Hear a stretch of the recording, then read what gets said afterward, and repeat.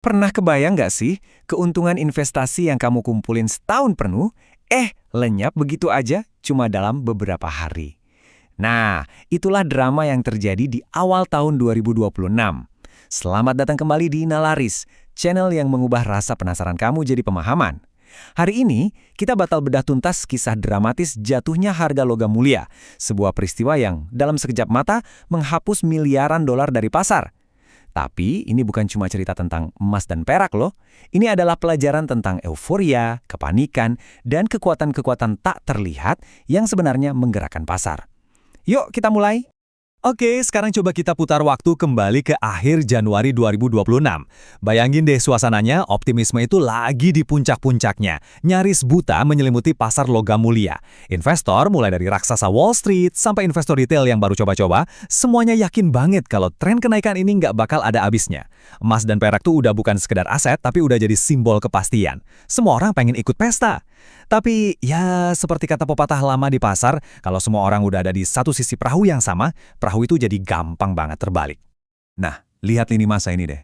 Yang paling bikin kaget itu kecepatannya. Selama setahun penuh, harga emas meroket lebih dari 150%. Gila kan?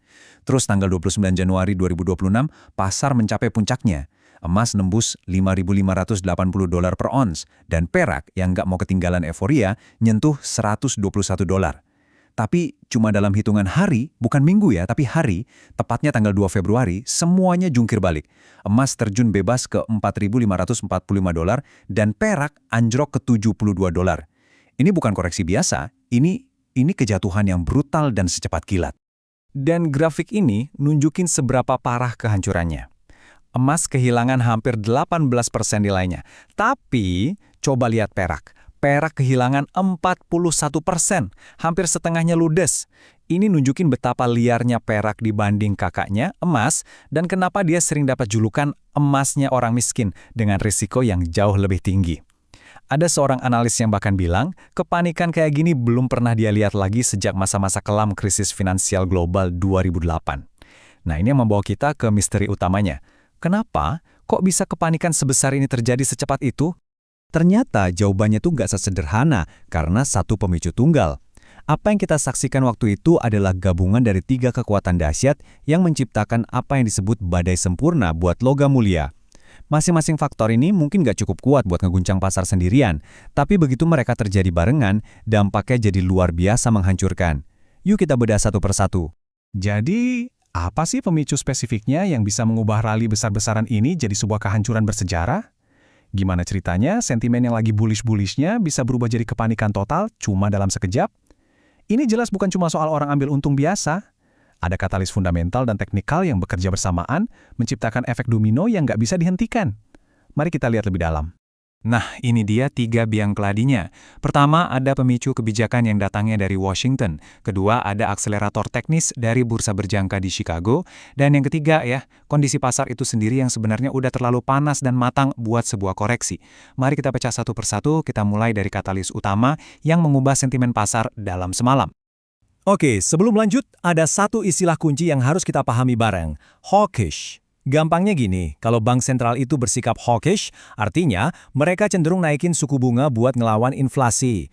Nah, kebijakan ini bikin mata uang negara itu, contohnya dolar AS, jadi lebih menarik karena ngasih imbal hasil. Sebaliknya, aset yang nggak ngasih bunga, kayak emas, jadi kurang menarik. Jadi singkatnya, the Fed yang hawkish itu artinya dolar yang lebih kuat, dan dolar yang kuat itu biasanya jadi kabar buruk buat harga emas. Inilah percikannya pengumuman dari Presiden Trump yang mencalonkan Kevin Warsh sebagai ketua The Fed berikutnya. Pasar langsung bereaksi seketika. Kenapa? Soalnya Warsh ini dianggap figur yang hawkish. Pasar langsung terjemahin ini sebagai sinyal bahwa era uang muda yang tadinya diharapkan kayaknya nggak bakal terjadi. Ingat, pasar itu kan bergerak berdasarkan ekspektasi. Dan dalam sekejap, ekspektasinya berbalik 180 derajat bahkan sebelum Warsh beneran menjabat. Dolar AS langsung menguat tajam dan bahan bakar utama yang bikin emas terbang, yaitu ekspektasi dolar bakal melemah, tiba-tiba hilang. Kalau pencalonan Warsh tadi itu percikannya, maka kenaikan margin oleh CME ini ibarat bensin yang disiram ke api. CME, bursa tempat kontrak emas dan perak diperdagangkan, tiba-tiba naikin jumlah jaminan tunai yang harus disetor. Nah, buat para trader yang pakai banyak utang atau kali leverage, artinya mereka minjam uang buat memperbesar posisi trading mereka, ini adalah mimpi buruk. Tiba-tiba mereka harus nyiapin duit tunai lebih banyak sebagai jaminan. Cara paling cepat buat dapat duitnya, ya jual posisi mereka secara paksa. Inilah yang memicu gelombang penjualan panik, menambah tekanan jual yang udah ada, dan mengubah koreksi jadi kehancuran total. Yuk, kita beralih ke dampaknya dan lihat gimana pasar mencerna guncangan ini. Karena setelah kepanikan mereda, ceritanya jadi makin menarik. Muncul dua kubu yang pandangannya beda banget. Di satu sisi, ada yang lihat ini sebagai akhir dari sebuah era. Tapi di sisi lain, ada juga yang lihatnya sebagai peluang sekali seumur hidup. Jadi, kira-kira siapa yang benar ya? Nah, ini yang unik banget. Sementara para pemain besar di pasar berjangka pada jualin posisi kertas mereka, di belahan dunia lain, tepatnya di Beijing, warga biasa justru ngelakuin hal sebaliknya. Antrian panjang kelihatan di toko-toko emas. Ada warga lokal namanya Pak Zo yang bilang harga emas kan sebelumnya naik terus, jadi pas turun gini ya dianggap kesempatan langka buat beli. Ini adalah pertarungan klasik antara pasar kertas dan pasar fisik. Di satu sisi perdebatan, kita punya pendukung jangka panjang kayak Robert Kiyosaki. Jauh sebelum kejatuhan ini pun, dia udah sering nyaranin orang buat ngumpulin perak. Buat dia, yang emang pendukung aset real dan kritikus sistem keuangan berbasis utang, kejatuhan ini ya cuma kesempatan buat nambah koleksi aset keras pas harganya lagi diskon. Dia ngelihatnya dari kacamata fundamental jangka panjang, dan bahkan prediksi kalau perak pada akhirnya bakal nyentuh level 100–500 dolar per ons.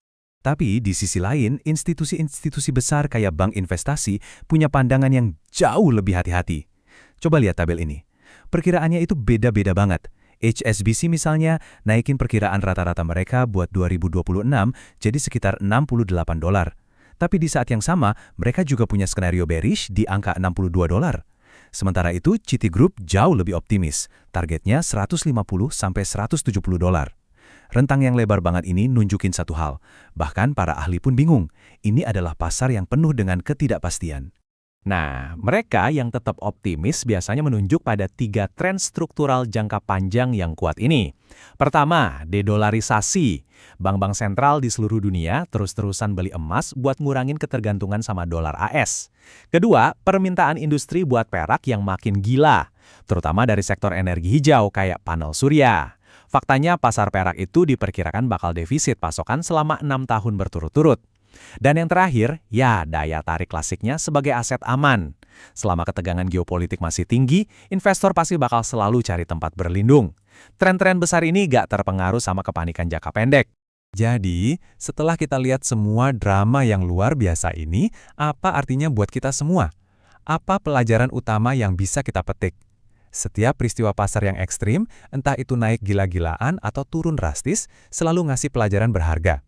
Mari kita simpulkan beberapa poin terpenting dari kejatuhan besar tahun 2026 ini.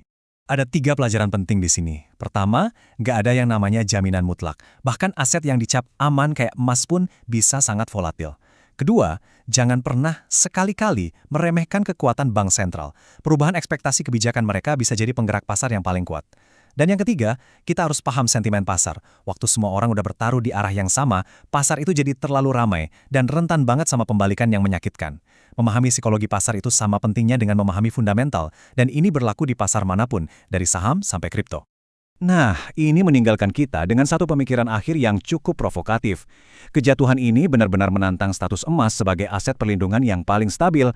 Apakah ini cuma sebuah koreksi tajam dalam tren kenaikan jangka panjang, atau ini justru menandakan pergeseran fundamental dalam cara investor memandang emas? Kami pengen banyak dengar pendapat kamu di kolom komentar. Terima kasih sudah bergabung bersama kami di Nalaris, tempat kita mengubah rasa penasaran menjadi pemahaman. Jangan lupa buat like dan subscribe untuk analisis mendalam lainnya. Sampai jumpa!